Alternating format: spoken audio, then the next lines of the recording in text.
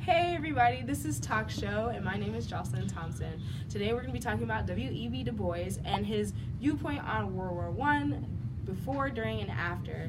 And really quick, I just want to introduce Ricky Martinez. He's going to be talking about Du Bois's experience in college and what he did during that period. Hi Ricky, how are you doing? Thank you so much for coming on to the show. Thanks for having me. So really quick, I have a question. What is something significant that W.E.B. Du Bois did during his college experience? When W.E.B. Du Bois was in college, just like us, he noticed a lot of racism going on around him. And rather than just sit back and let it pass, he decided to do something about it.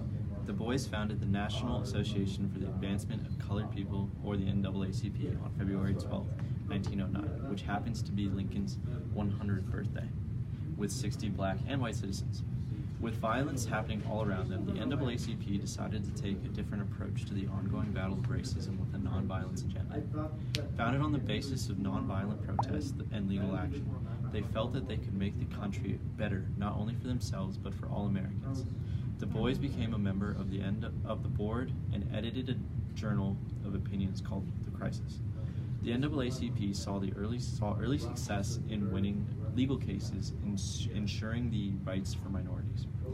One of the most notable cases that the NAACP was a part of was the Supreme Court ruling that the ordinance in Louisville, Kentucky that required blacks to live in certain sections of the city, noting that it violated the 14th Amendment of the Constitution. In 1934, Du Bois left the NAACP because of opposing viewpoints. Du Bois wanted African Americans to control institutions, schools, and economic corporations, which opposed the NAACP's commitment to integrity. Du Bois returned to the NAACP as Director of Special Research for a brief stint in 1944 and stayed until 48. During this period, he was active in placing the grievances of African Americans before the United Nations, serving as a consultant to the UN founding convention and in 1945 and writing the famous An Appeal to the World in 1947. Thanks, Jocelyn. No problem. So moving along to our next guest that we have is Dr. Bryson Patel, and he's going to be talking about W.E.B. Du Bois's thoughts on the impact of World War I on African Americans. Hi, Jocelyn. Hi. Nice to finally meet you. Thank you for coming on the show. Thanks for having me. Yeah, so really quick, can you tell me what W.E.B. Du Bois's thoughts were about World War I and on its impact on African Americans? Yeah, sure. So in 1919, he actually published an essay that was exemplary of his thoughts during the war.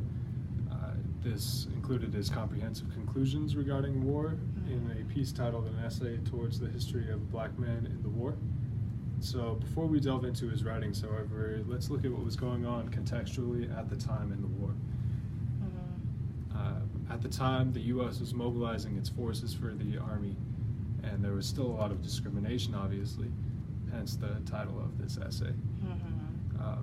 During said mobilization, Du Bois actually supported efforts to train African Americans to join the armed forces, which was not a very popular opinion at the time. This indicates that he encouraged African Americans to join the war despite some people calling it a white man's war.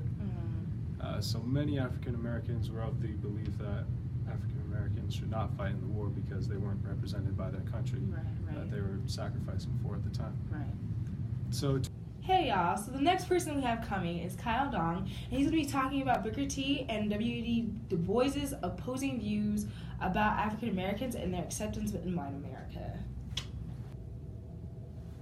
Hi, Jocelyn. Hey, thank you so much for coming on my show. Thanks for having me. I'm a huge fan of you. Oh, that's so cool. So I have one quick question for you. All right. What was W.E.B. Du Bois's and Booker T. Washington's views about African Americans being accepted into America? Okay, so before we talk about the opposing views, I'm going to talk about Booker T. Washington so that the fans will understand his background. Okay. Well, Booker T. Washington was a unique African American. And what I mean by that is that his mom was a slave while his dad was a slave owner. So he may appear just African American, but he is also half white. Right. Now, in the later years, I feel that it might have played a role because Booker T urged for that African Americans just continue on accepting discrimination and just know that eventually white people will accept them for who they were. Right. Now, this was different in a way because, you know, he always believed that that African Americans should just keep their educations into crafts, hard work, labor, jobs, instead of trying to focus on political views. Right. Keeping that comfortability of keeping African Americans in domestic jobs, which is like reinforcing slavery in a sense. Yeah. So that's why it was unique, because Booker T was his perspective. It got accepted by a lot of white people. So it was a good way for African Americans, for some, to try to accept Booker T, because they thought, well, okay, white people are accepting his ideals, we'll continue with his perspective, because maybe we'll be accepted. Right. So it was very different in a way. He also would think that it was, I guess, different and unique of having just the same roles. Mm-hmm. Like, white people will always seem like the very high social power, while African Americans were just more of just the domestic worker. And this was huge, because W. Du Bois, he totally was against this. He believed that Booker T was pushing for just white oppression, and that that African Americans should focus on not just domestic labor, but they should be trying to urge for political rights and just studying those social aspects. W. Du Bois also pushed for the whole idea of the talented 10th. What is the talented 10th? The talented 10th is, for the viewers out there that don't know, are college-educated African Americans who W. Du Bois wanted to come back into the communities of African Americans and educate them about different perspectives, like social views, political rights, and just to help the community know that that African Americans are just as equal and should have just the same opportunity as whites, because they're just as capable of understanding the whole system and learning these same things. Right. So, in a way, Booker T and W. Du Bois are the same, because they both push for the same idea of change for African Americans. Right. It's like having two people in a political party being represented, because they both push for the same, I guess, views. The only difference is that they each have a different approach to it. Right. So Booker T's was very laid back and just go with the flow, which was just keep the roles and eventually we'll be accepted. Yeah, don't challenge the white supremacy. Yeah, which is why that was, I guess, not highly accepted, but a minority of the African American community accepted it still, because they noticed, well, Booker T was being accepted, we'll accept it. Right. While majority was still trying to push with W. Du Bois's views, which was, okay, noticing how the talented 10th would educate them and saying, okay, we're just as capable. Hey, why can't we just learn the same thing? Why can't we push for the same views? Right. I think that the issue maybe that is being proposed is that for most African Americans that accepted Booker T's view is that there's no backlash as opposed to Du Bois's. And so you bring up a really good point. I really appreciate that. Yeah. I mean, personally, I thought these two leaders, they both had great ideals, great meaning, and trying to do what they wanted to do.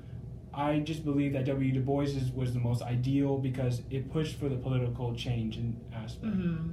And this definitely contributed to the viewpoints of World War I as well. Yeah, because in the World War I, you saw there are some soldiers that were like, oh, I shouldn't be fighting. I should still just be doing this domestic work, which was the Booker T. Washington ideal. While W. Du Bois is like, no, change it. Go fight. Represent our country, because you're just as capable and equal of fighting or representing of who we are, because we're all Americans in the end. Okay.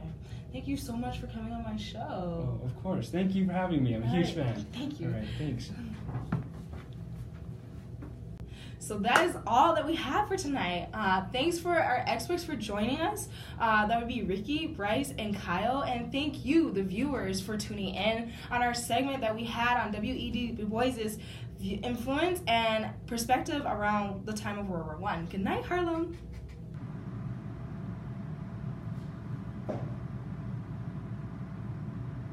No, not ready.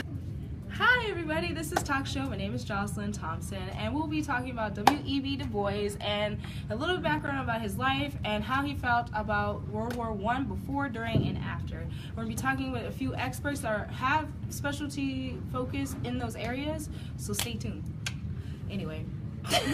So moving along, the next guest that I want to bring on is Dr. Bryson Bertel, and he's going to be talking about the WEB